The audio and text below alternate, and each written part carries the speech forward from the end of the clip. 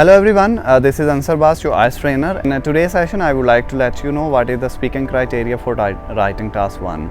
As you know, in writing, if I would like to go for the overview, so writing is basically 60-minute activity what you have to do.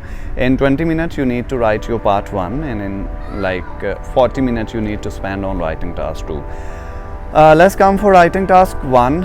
If you are academic student, so of course you need to write a report writing, and if you are a student of journal training, so then you need to write letter writing. So I did make a special video for the report writing, as well as I have my video on letter writing. But in today's session I would like to let you know whether you are writing letter writing or whether you are writing your report writing. So what are the parameters, like how examiner would like to give you the band score.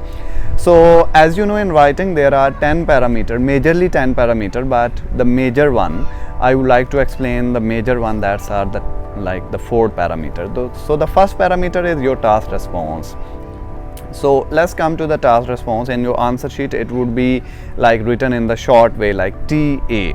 So task response, in task response examiner will see whether you fully explain your task or not. What does it mean? For example, if you are writing your report, so in report examiner will see whether you properly paraphrase or whether you properly write your paragraph, like 3 or 4 paragraph properly, whether you did write 150 to 180 word or not.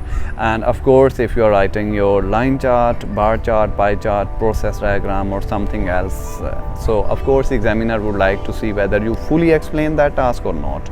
And when it's come to the letter writing, so of course first of all examiner see whether you fully explain your letter or not, mean the bullets of that letter, and of course the opening of letter, and of course the closing of letter. So these are major 3 things that examiner will see in your letter writing, and of course 3 to 4 things that examiner will also see in regard of task achievement.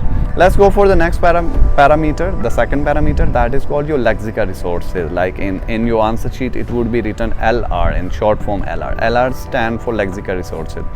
Examiner will see in your part 1 whether you did write good vocab or not. Vocab doesn't mean you need to go for the Google and you just need to search 100 difficult word and you just need to fix them, you need to copy from Google and you need to paste them. Not like that. Of course in lexical resources you need to write flexible vocab, you need to write difficult word that also suit your task, whether you are writing your report writing or whether you go for the letter writing.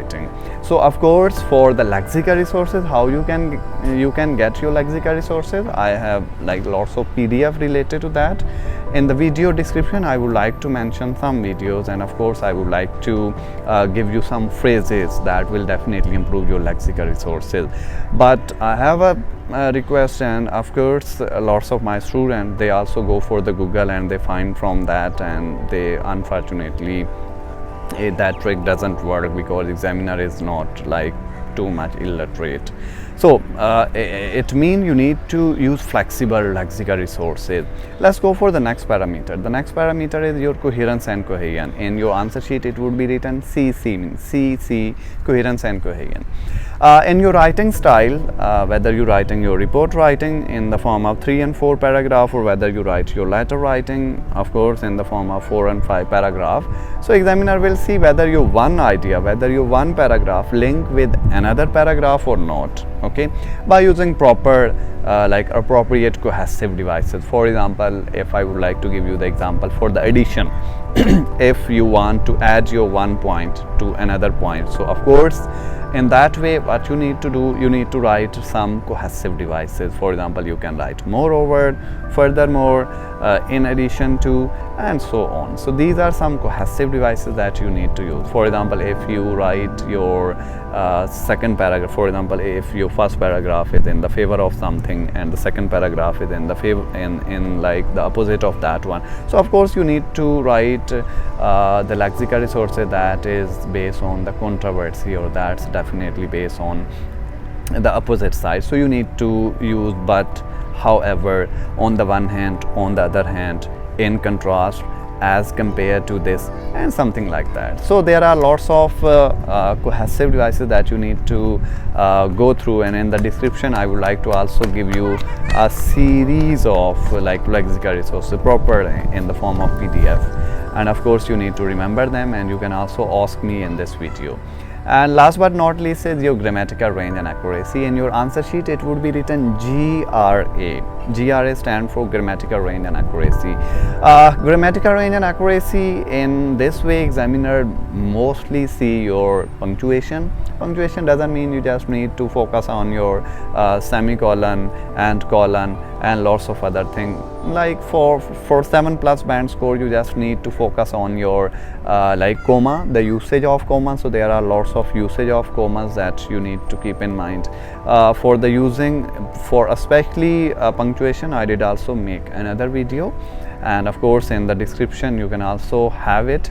And side by side, apart from punctuation, you also need to write the mixed sentences. For example, you need to write simple sentences, you need to write compound sentences, and of course complex sentences. So there are lots of technique for writing compound and complex sentences especially.